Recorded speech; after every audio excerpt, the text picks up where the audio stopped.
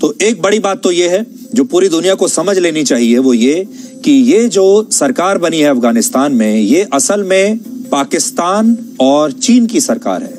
आपने राजनीति में गठबंधन सरकारों के बारे में अक्सर सुना होगा, लेकिन ये पहली एक अंतर्राष्ट्रीय सरकार होगी जो असल में दो देशों ने मिलकर एक गठबंधन सरकार बनाई है, और वो दो देश हैं चीन और पाकिस्तान।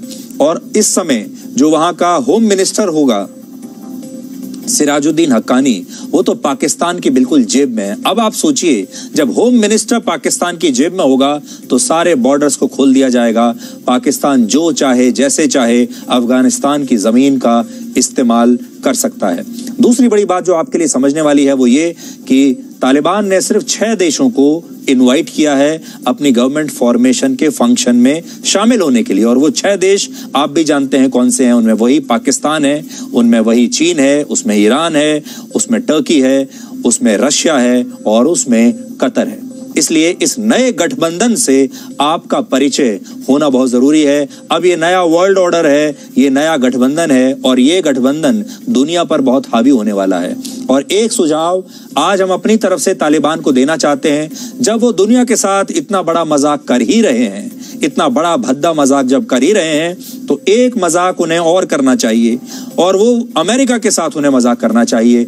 असल में उन्हें अपनी सरकार का गठन 11 सितंबर को करना चाहिए। अगर हो सकता है किसी ने ये आइडिया उन्हें ना दिया हो, हम ये आइडिया देना चाहते हैं। अगर तालिबान ने अपनी सरकार का गठन 11 सितंबर को किया, यानी 9/11, उसी दिन जब 20 साल पहले अमेरिका पर उसामा बिन लादेन ने हमला किया था और अमेरिका ने आतंक के खिलाफ युद्ध का ऐलान किया था, उस दिन उसकी एनिवर्सरी पर अगर तालिबान अपनी ये आतंकवादी सरकार बनाता है, ये तस्वीरें आपको याद होंगी, 2001 की तस्वीर है, ये आतंक की नई तस्वीर थी, और इसी आतंक को मिटाने के लिए अमेरिका निकला था 20 साल पहले, और आज कैसा आतंक उन्होंने मिटाया ये आज पूरी दुनिया के सामने है। ऐसी सरकार तो उस जमाने में भी लोगों ने नहीं देखी थी जो आज देखने को मिल रही है, और इसीलिए हम कह रहे हैं कि इस सरकार का गठन होना चाहिए 9/11 के मौके पर। ये अमेरिका के चेहरे पर एक बहुत बड़ा तमाचा होगा, अमेरिका के साथ एक बहुत बड़ा भद्दा मजाक होगा, और पूरी दुनिया देख लेगी कि 20 साल में अमेरिका ने आखिर प्रोफेशन है। थोड़े दिन के बाद इसमें नए स्कूल भी आ जाएंगे, जहां मैनेजमेंट स्कूल्स में ये सब पढ़ाया जाने लगेगा। अब हम उस तरफ बढ़ चुके हैं।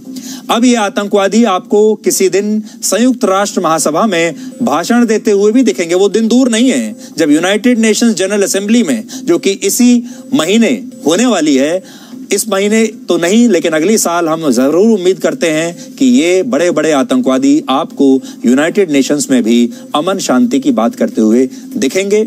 बड़े बड़े नेताओं के साथ ये हाथ मिलाएंगे, और हमारे जैसे जो न्यूज चैनल्स हैं मजबूरी में इन्हें आपको दिखाए जाएंगे।